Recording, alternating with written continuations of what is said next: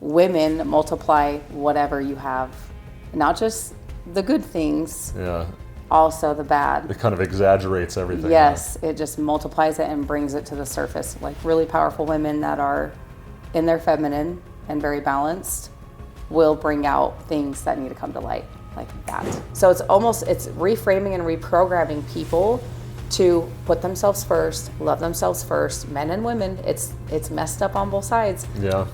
To know that we're individually important, each role. There's not one better than the other or more important than the other. That's ridiculous. We need each other. Testosterone is a big chemical that creates your motivation to do things. Like that's when you see a man with like a high level of testosterone, he wants to pick things up and put them down. Like he walks around with that. Like you can see it in a man's presence when he is lifting in the gym and super healthy and he's like motivated and he's on point. Typically, studies have shown they have higher levels of testosterone. Welcome back to the Right Podcast. We have an interesting one for you today. We're going to be talking about feminine dynamics in healthy relationships and breaking through some of the societal programming. So today I have with me Felicia Marie, a hypnotherapist and high performance coach specializing in female relationship dynamics. How are you? I'm great. Thanks for having me. Yeah, thank you for being here. So the first thing I kind of wanted to jump into is, feminine energy is associated with nurturing, intuition, creativity, emotional connection, vulnerability. What else should we know about general feminine energy itself? I think the biggest one that maybe men think of is like the wild, crazy, like uncontainable presence that women have that are in their power. So I think of it as like water. I think of women as water and men as containers. Okay. That's how I like to explain it to people. So like if I'm the water and you're a container, I'm going to be able to move and flow however I need to in that container. But as soon as it's broken, I'm going to spill out, right? So as far as the container, is that kind of an analogy for something else? Yes. Or a metaphor for something else? It's an analogy for discipline, structure, reliability, like knowing that you're safe in that container. Because the container mostly represents safety, but that safety comes from discipline, and that comes from being very structured and solid as a man. So women can be more at ease and trust the safety because they've seen you do something over and over and over and over and over again. Okay, so it sounds like what you're saying is it's more the consistency and the reliability and the safety that's most important to women. Yes. Right? And the water, really quick, is when I think of water, I mean, just think of like hurricanes, think of like tsunamis, think of how uncontrollable that water is when it is like ramped up, and it can really destroy anything in its path. Yeah. That's how I see water. But at the same time, when it's contained with safety, it's very pleasant and it's really soft and it's flowy and it feels really good to be there, like in the water. But it's very powerful at the same time. Sure. Like the power never leaves, right? The power is always in the water, no matter what's happening with it. So that's how I see feminine energy. It's not really talked about a lot. All the other things are talked about, like receptivity and being nurturing and being able to listen and hold space, all of those things. But one thing that's not talked about enough is how powerful that energy is. Yeah, something that I've heard before is how women are excellent reflectors. Yeah. So to give you an example, right, and this has at least been told to me before, and it really seems to ring true. If men are the sun, right, and women are the moon, that kind of that, some of that is astrological, talk that we were talking about before the show started.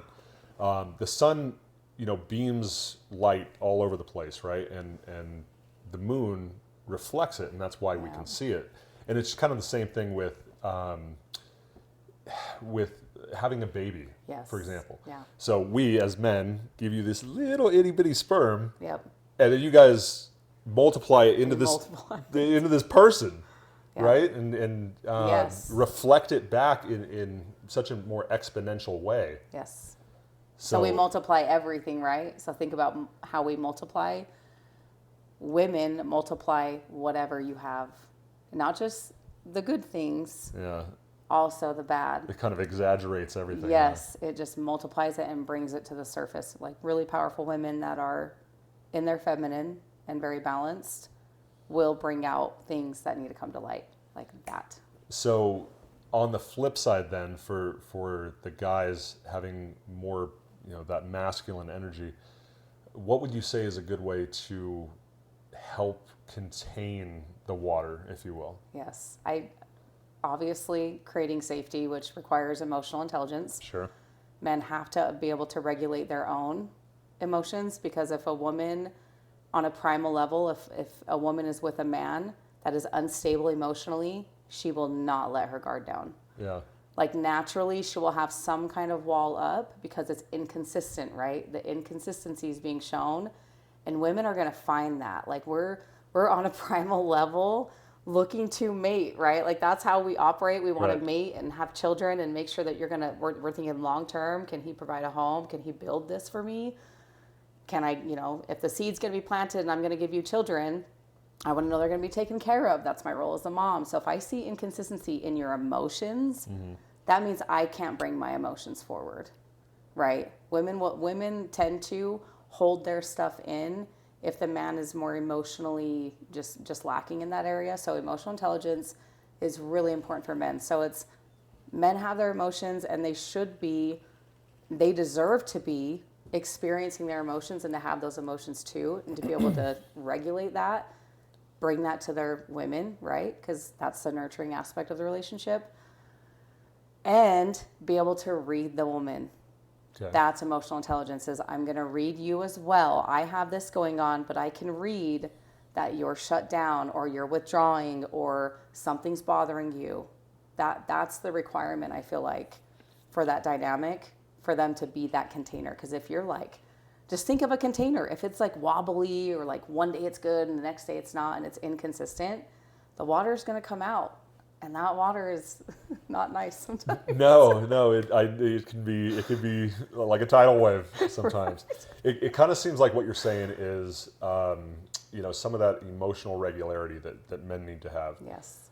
It sort of seems like in the way that you're describing it. Let's say you have a glass, yeah. Right? A glass is, it's solid. It's gonna hold water, yeah. Right? As compared to if you tried to put water into a plastic bag. Yes. Like it's not going to hold it. It's not going to keep its shape. It's just the water's going to run everywhere. Yep. Is that kind of? Yes. Yeah. Yeah. It's like it's thinking in terms of boundaries too, right? So in order for a man to be able to have that relationship, like you were referring to earlier, when you asked the question of what men can do, it also requires boundaries. Okay. That's another thing. Having boundaries as a man specifically speaks volumes to women. And what type of boundaries would those be? Not allowing a woman to degrade you. Okay. Not allowing her to talk to you in a way that's disrespectful, right? Not allowing her to walk on you like a doormat, like we were talking about earlier. Yeah. There are guys out there that will allow that. Yes, they will. And that a woman will not respect a man that is a doormat. And if she doesn't respect you, that water is out of the cup and she is rampant.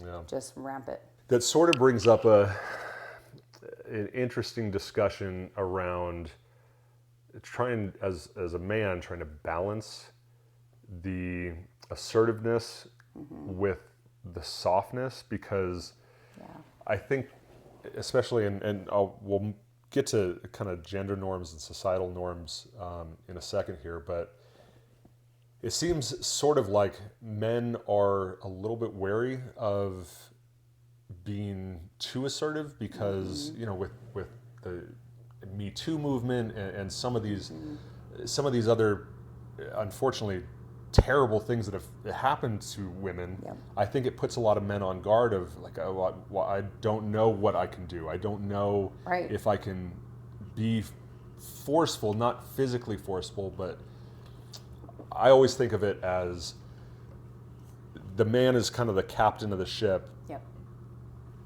But you need a first mate to sail the thing, to help with navigation, to help with directing the course. Like we have a general direction, but I see a woman's role as more kind of making sure it stays on course. But ultimately, the man is in typical society tasked with getting us to the place we want to go. Yes. Yep. Primarily, Yeah. right? They know where they're going.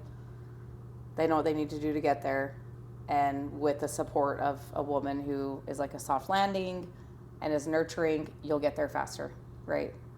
The ship moves faster. Would you say that's still the norm today? Because it does seem like it was that way 50 years ago, 100 years ago, 200 years ago, whatever. Yeah, I think it's easy to say that it was that way 200 years ago or 50 years ago, but looking back, I don't think it ever really was. Because a lot of before I move into that, the conditioning of what that is, because that's all conditioning, our perception of relationships and what's good and what's bad and what's right. But I understand what you're saying with men. It can be confusing. Like, am I coming on too strong? Am I being rude? Am I, when it comes to setting boundaries? But this is why it's so important to understand that this could resolve the majority of relationships and marriages. I've seen it. I've experienced it with clients and in my own life. When you're a man and you don't have a boundary, what you're saying to women is that you don't, one, care about yourself, two, prioritize yourself and your needs, which three means that something's going to crack at some point. You're going to wither away on some level because it's just going to be pressure. And that's what men are experiencing is, okay, I need to be the provider. I need to be the safety. I need to be this. Like, the list is so long. It can be a lot of pressure. Yes, and it's like pinned up against men right now. Men are being men are being hit hard. And I'm a boy mom. I have a lot of male clients, so I see it. And I also understand the female perspective when you've been abused on some level or had sexual things happen to you. It really does affect how you show up in relationships. It does affect safety with men, and it does affect it. If a man is like more stern and you have those issues or those traumas, you will recluse as a woman, and then the man thinks, oh, I shouldn't have done that because. But really, what needs to happen to resolve this is each person needs to have boundaries. Yeah. And the boundaries are, this is what I deserve. I know what I deserve. I know what I provide. I know what I have to offer. And if this continues to happen, whatever's going on, I'm going to have to remove myself from the situation because it's not good for me. It's not supporting my health. So it's reframing and reprogramming people to put themselves first, love themselves first, men and women. It's messed up on both sides. Yeah. To know that we're individually important, each role. There's not one better than the other or more important than the other. That's ridiculous. We need each other. And holding those boundaries, especially for men, because we're a little bit different. We operate differently, obviously. Men can focus on one thing and get it done. Like, they're really good at that. Yeah, usually. So if you understood that your lack of boundaries creates a lack of safety for the woman, which creates a lot of the controlling tendencies and the arguments and the tsunami, you would have the boundary because you'd be like, oh my gosh, like, I don't want to really experience this anymore with this person or this woman, whatever. She's crazy, whatever you say, right? Because there's things thrown out there against women or women. It's when you have a boundary, she's not allowed to be crazy. Yeah. It's just not going to happen. And it's about lovingly putting a woman in her place. Yeah. Right? There's a healthy way to do this, and it's not like, yeah, I'm going to put you in your place. No, it's like, I love you so much, but the way that you're talking to me right now is not respectful, and I'm not here for it. Yeah. And it doesn't have to be you raising your voice, it doesn't have to be yelling. It's pretty simple, but nobody's taught boundaries. Like, this is not a common thing. I understand that from the perspective that you're saying, and I think, and correct me if I'm wrong, is that a lot of women, they want to be with a guy that they respect, right? So a lot of times what I've heard is often women will kind of push the envelope, test to see where those boundaries are, and if the guy just keeps stepping to this, letting the line continue to get pushed, that kind of makes the woman lose respect for the guy that she's with. Yes. Does it not? And then that's Yeah. where the cracks form, and that's where the water starts spilling out. Yes. And And then you get the tsunami. It's crazy. Yeah, and we don't want that.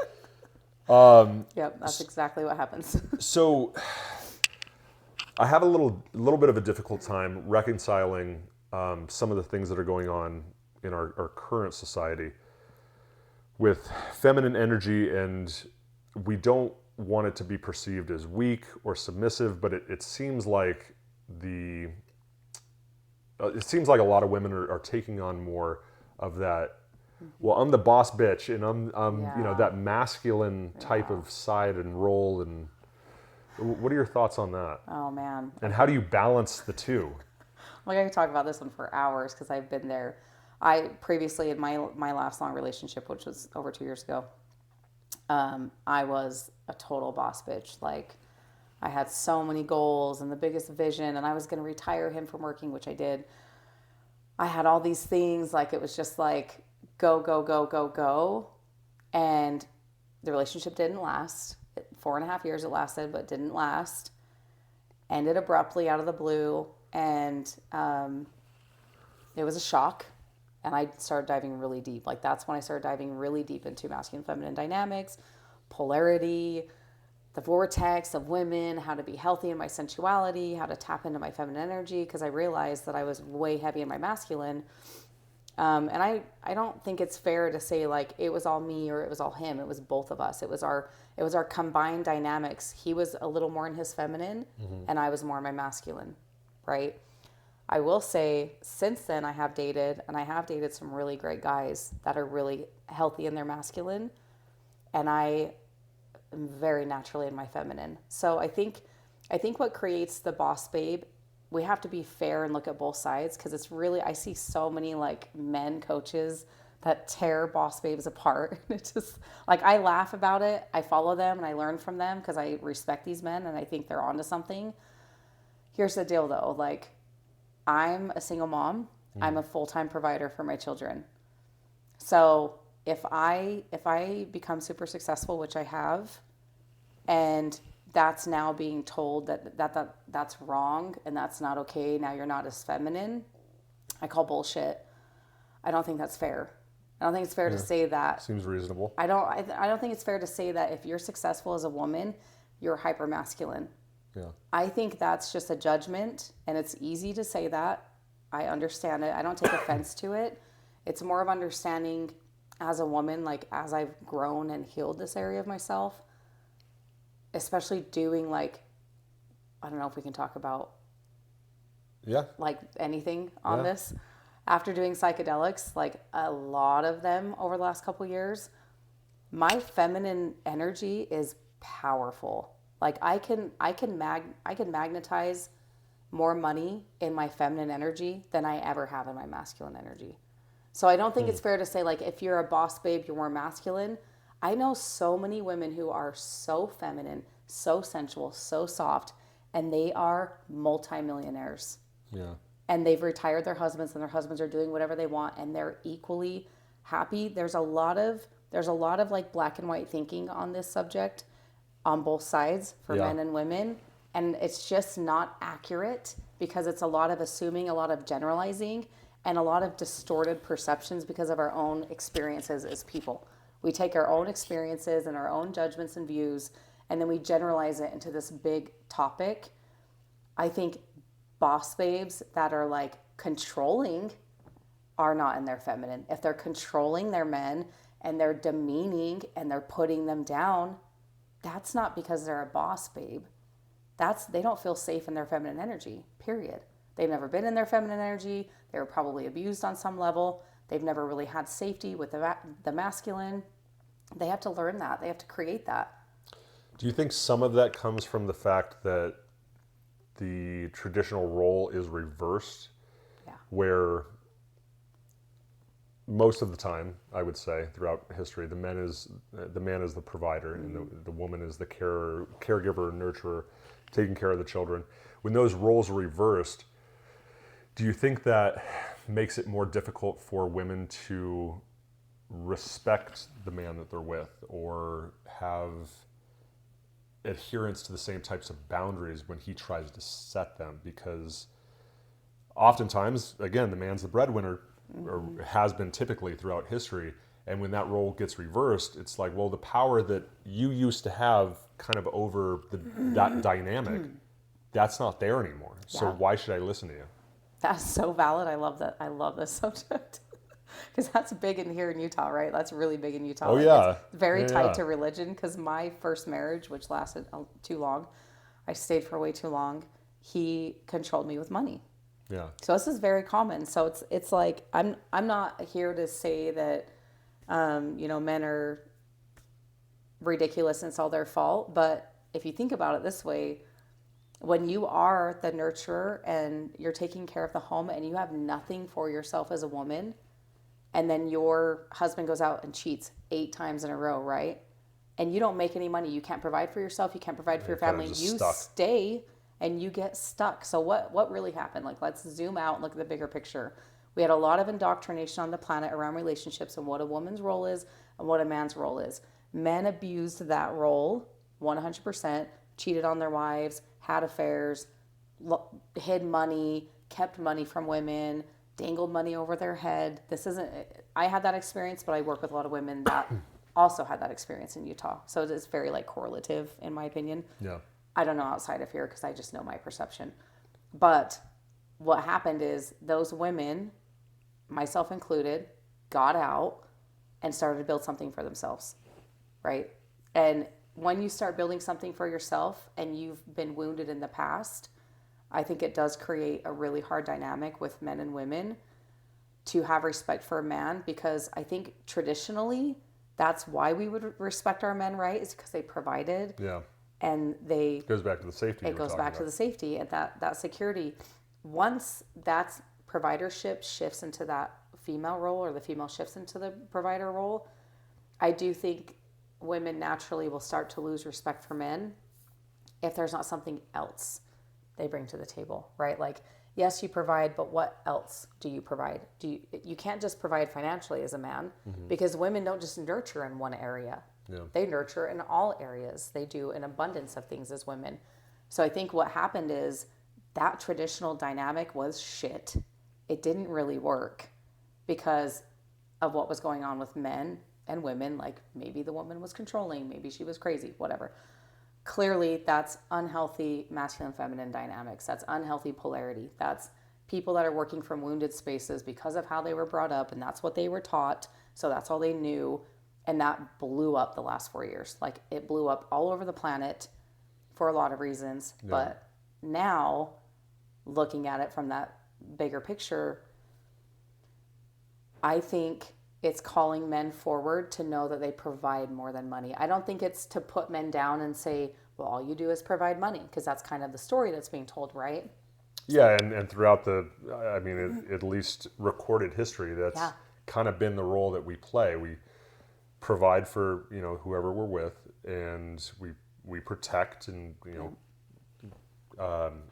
cultivate safety and all that. And so I think part of the reasons it's probably difficult if there is a shift in that is because evolutionarily, I mean, that's kind of hardwired into us. Like, we're supposed to do all these things. And so if that dynamic is different, it can cause some confusion. Yeah. Well, and I think it puts men in a place of like, well, what am I here for? They start to lose, they start to lose their sense of purpose.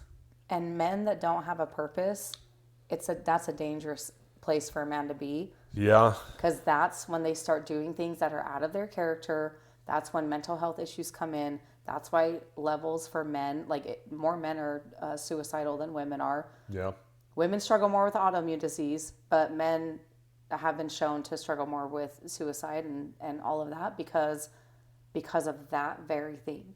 Because they don't have purpose anymore to women's lives. If the man cannot serve a woman and have purpose, some kind of purpose, they're lost.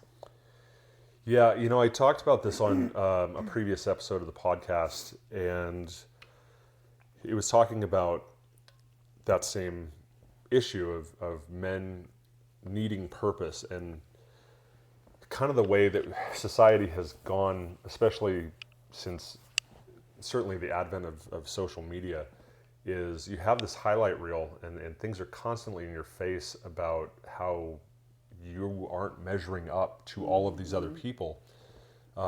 Because you see this guy's on a yacht or this guy is in Dubai and for most guys, I think for most men it's just fuck, I can never compete with this, so why even try? Yeah. And then you have purposelessness. Yep. And unfortunately, that's how you get some of these like mass shootings that we hear about and other horrific fucking shit that goes on because society has turned its back on me.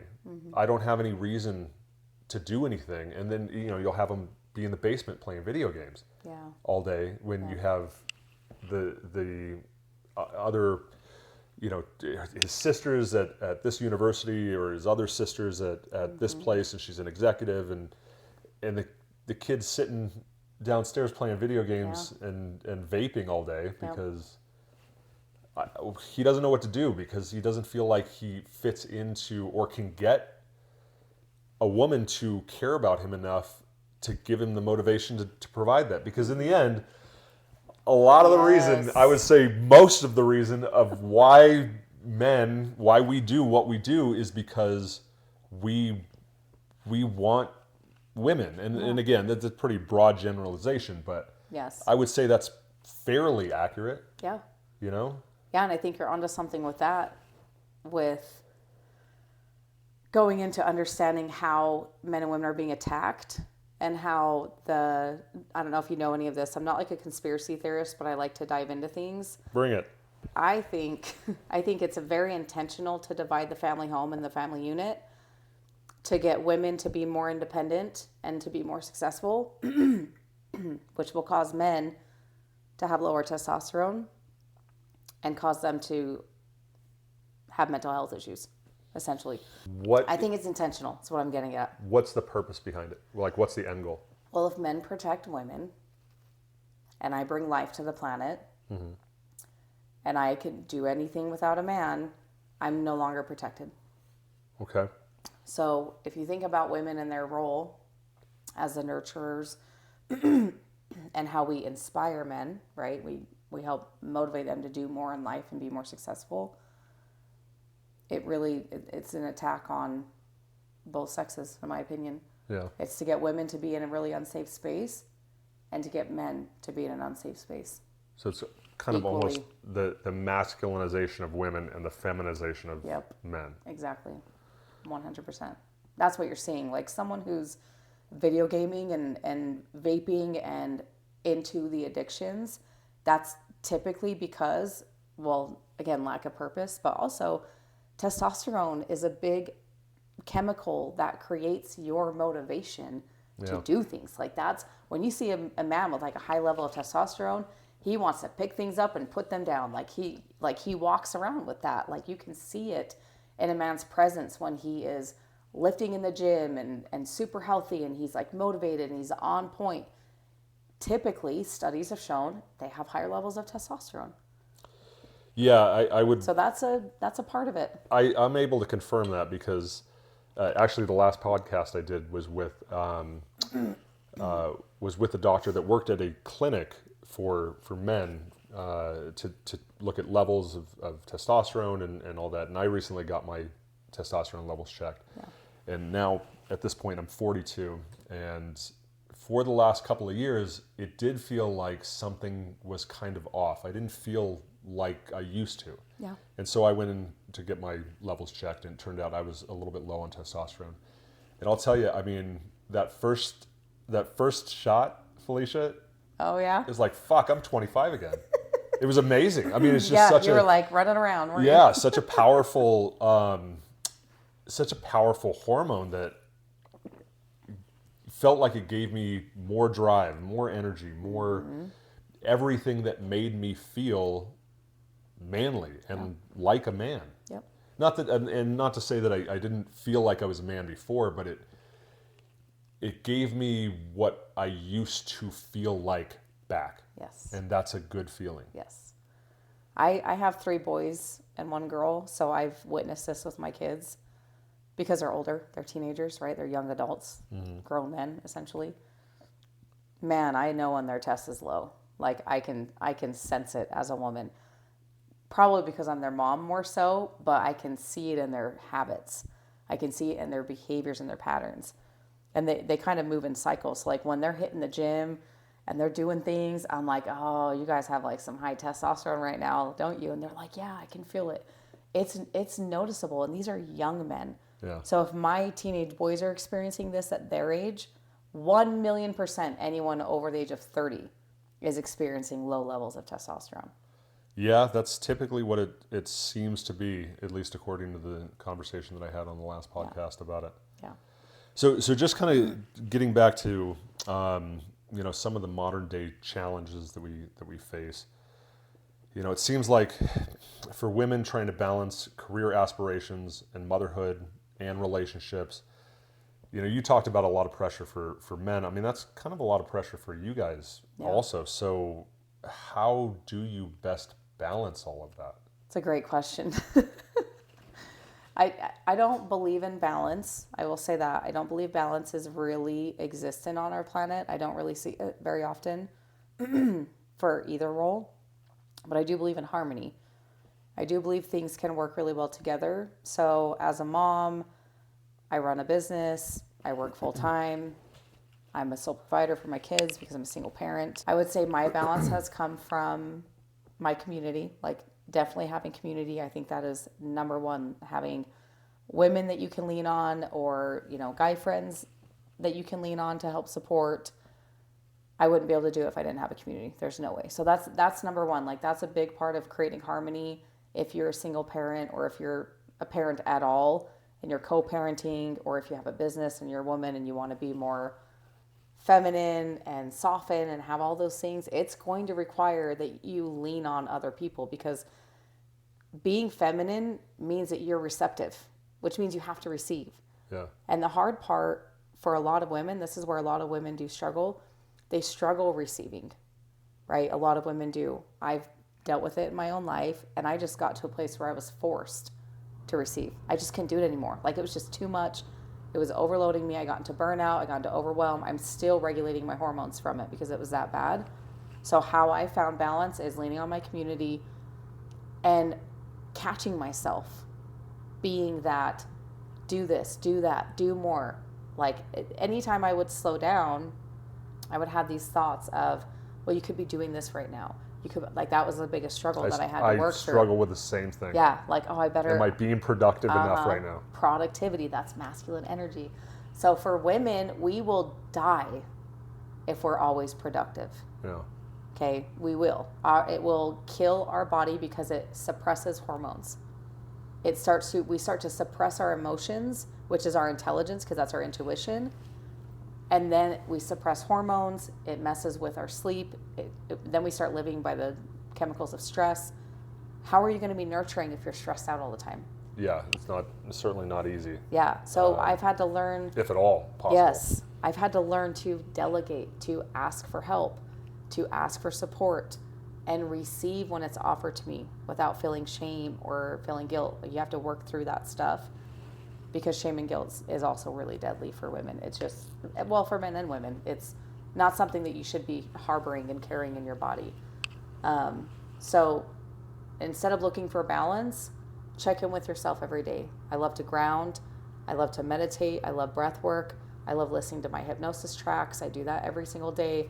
I love taking baths now, which I used to hate that, because I was very like in my masculine, where I was like, I can do this extreme thing. I can do this extreme thing. Like, it was so bad. It was so bad. It's okay. Like, that's my path. It's fine. No judgment. I'm not going to hold myself in that, but I laugh at it now. Yeah. Because I actually have been able to be more successful by getting more into my feminine that I found. And it is not easy. It doesn't happen overnight, but it does require self-awareness. Like, you have to be able to catch yourself going into that masculine energy. You have to understand masculine energy, and you have to understand that feminine energy it's a union to me. Like, and it's a like and it's a daily thing. It's not a weekly thing. It's, did I do something for myself today? Did I slow down? right? Did I listen to music and dance in the kitchen? Did I laugh with my kids? Did I hug somebody? We're nurturers. Like, you got to give love, like you have to do that as a woman. Because I think that's where a lot of women struggle. That's where I struggled. That was my biggest struggle, was like, do this, do that, like, get this done. Like, oh, I'm such a badass. No, I was killing myself. Like, I was like 1,000,000% aging myself, living from stress, and not able to receive. Like, I had so many people that wanted to support me, but I wasn't even open. I had so it's just allowing that.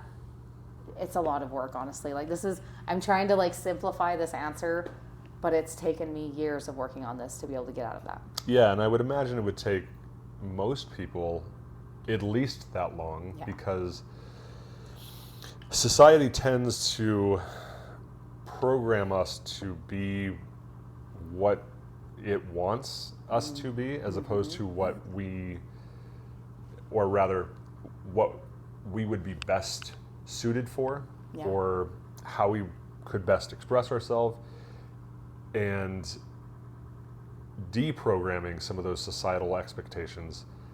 It's going to take a lot of work, because it's everywhere. It's social media, it's the news, it's the TV programs you watch, it's the books you read in some cases, it's the people around you, because they all have the same programming too, so it's kind of reinforcing these things that may not even be good for you in the first place.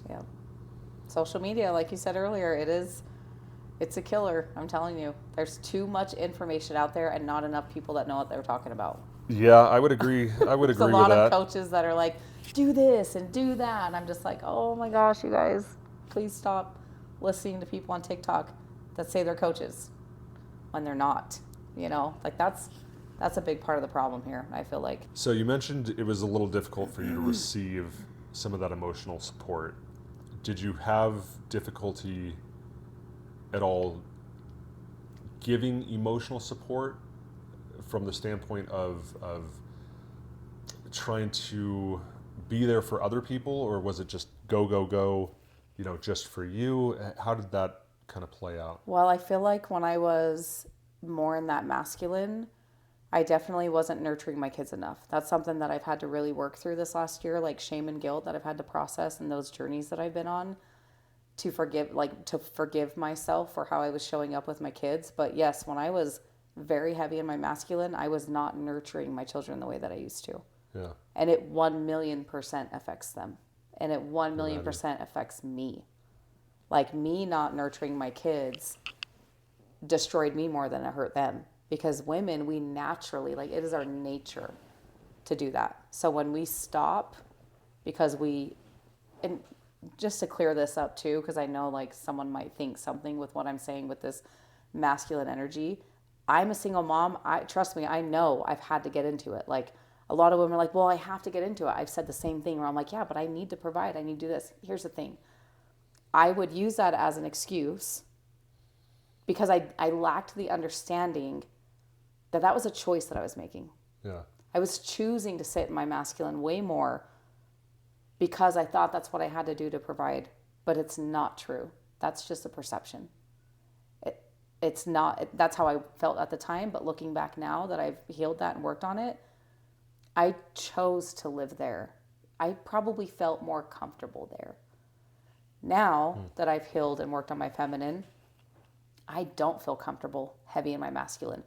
I can feel myself when I'm teetering in overdrive. I can feel myself if I'm putting more pressure on myself to perform, right? Talk about performing. I can feel that now to where before I just lived there. So I feel like working through that as a mom, letting go of that guilt and shame, because I just don't believe if you're in your masculine energy like that you really are able to nurture. Like, you're gonna have to come out of it. You're gonna have to soften and drop into your heart. Because if you think about masculine energy, it's all prefrontal cortex energy, right? It is like, I'm gonna get this done. That's the problem solver of your brain. So that's very up in your head. Excuse me. For women to be nurturing, that requires that we're in our hearts, right? That means that we have to drop into our hearts, feel things, have empathy, have compassion, to be able to love you and give you the love that you need. Mm-hmm. When I'm like, boss bitch, go, go, go, go, go, no, that's not happening. And that was killing me. That was hurting me more than it was. So it's not to put down women that are very successful. It's not to put down women that can do a lot. It's to say, hey, did you consider that you actually are choosing to lean more on your masculine to make money when you still could provide being in your feminine? Mm-hmm. And actually, the more I get in my feminine, the more money I attract. That's been the magic for me because I'm loving myself. I'm taking care of this vessel. I'm first. I'm not sacrificing myself to do all the time. Yeah. I don't thrive in that as a woman. And that's my power. My power is to say, I don't thrive in this masculine energy. I thrive in union with both of these energies. Yes, I need to provide. I need to take action. I need the masculine energy, but I want to live in the feminine. Like that's where I need to live. That's my home. Yeah. Right. So it's a lot. I think people conflate masculine energy and feminine energy with being associated with men and women, which, yes, for the most part it is, but I think it would be healthy for society to get away from assigning those specifically to one or the other because, yeah, there are times where, like you said, you need to be in your masculine energy to be able to get something done. But like you also mentioned, living there wasn't the best thing. The typical state is the feminine energy. Yep. As a woman, but that doesn't mean that you can't have the masculine energy sometimes. Right. And just like same thing for guys, where I feel comfortable with is being in that masculine energy because I'm a man, but it's almost looked at as, I think, at least for men specifically, as we're talking, I'm listening to you say, oh, I'm in my masculine energy, but nobody's going to think you're a guy. No. Right? But for men, if we're at all too sensitive or emotional or,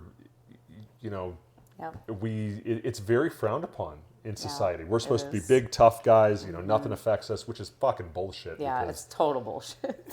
Like we mentioned, with all the other pressures that we have as men to do this and that and everything else, it can be a lot. And I think for both sexes, being able to occasionally let out the feelings if you're a man, or be in get shit done mode if you're a woman, can be beneficial and can be useful. But I think the comfort zone for both of us is, for men, masculine energy, for women, that female, caring, nurturing, feminine energy. Yeah, that's like a dance.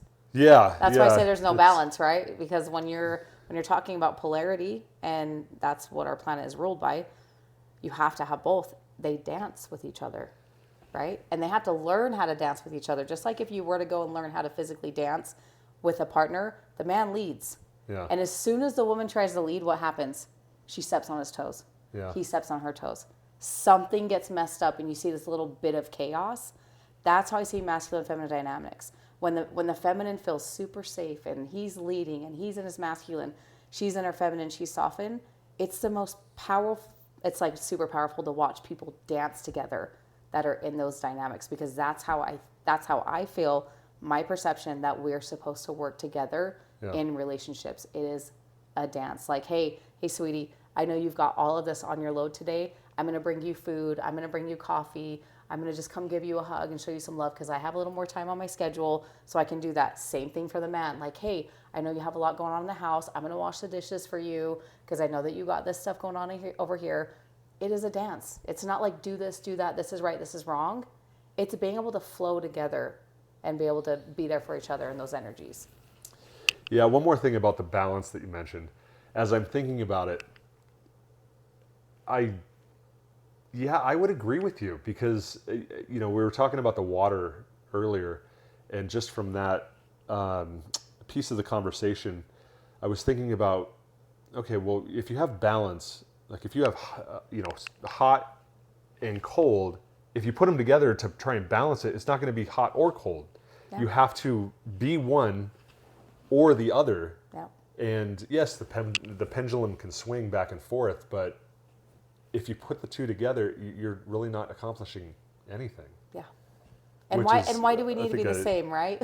Yeah. We don't need to be the Agreed. same. Like, I don't want to be the same. So just to kind of recap some of the points from the discussion. Being able to sit in that feminine energy as a woman, mainly being able to take that more masculine approach if there's certain things that need to be completed. It sounds like that's a pretty good approach for most women. And then trying to, I hate to use the word again, but trying to, and actually I won't use the word balance. But You could keep the word. being focused on, your career in some points, but being able to put that, down for a second and then pick up that caring and nurturing part of you. Yeah. Those are the things that are important, is to be able to, what it sounds like you're saying is be able to do them both, but just not necessarily at the same time. Yeah. You do have to find your own way of creating that. So for me, because I do work a lot, and this is just kind of, just me being authentic about where I am and like dating and relationships, because I am the provider for my kids, I don't choose to set aside a lot of my free time to date. And that's just where I'm at, because I have to make these decisions that normally a mom and dad would make together, right? I make them all for myself in my home. Yeah. So this is how I do it. I'm like, okay, I have this night, and this night free. I could go on a date, or I could spend time with my kids because I've been more providing, right? I'm working a lot. I'm not here a lot. So in order to find the harmony that aligns with my values and what's important to me, I will sacrifice going out and dating, which may not be the best thing. Is that difficult? It is really hard. And the hard part is I have a desire. We're very hardwired for connection. Yeah, I want to be loved. Yes, I want to cuddle. Yes, I want to watch a movie with my person. Ultimately, where I am right now in my journey is rekindling the relationships with my kids, because I was in hyper masculine mode for years and neglected that connection with them. So I'm like overcompensating for the lack. So I know my time will come. Like I'll have a lot of free time, but that's part of it. Being a woman that is the provider is you do have to juggle more. And I think men, like, what would really help me if I were to say, like, okay, if I were to ask myself this, what would I be attracted to in a man that wanted to date me right now where I am in my life, is a man who understands where my time is going to go based off of my values and is patient and understanding of that. Because I have attempted to date, and men get a little irritated or impatient, and they're like, hey, I haven't heard from you. When are we going to be able to, they want to get on my schedule essentially, because I have to schedule out my life right now. That's just where I am. That's not very attractive to a lot of men. I'm just going to be honest. Like, I know for a fact it's not very attractive to a men, because men want your time, right? If they're pursuing you and they like you, they want your time. Yeah. Right? And my time is a little more restricted right now because of where I am in life. So that in itself is a dance, and trying to figure that out. I don't have the answers to that because I'm still in it currently. But I will say that I will hold strong to my values, because I believe what I believe, and I'm a woman of my word. Like, if I believe in it, I stay true to it. I will not invalidate myself of what I want and desire, so I'm going to keep working on it.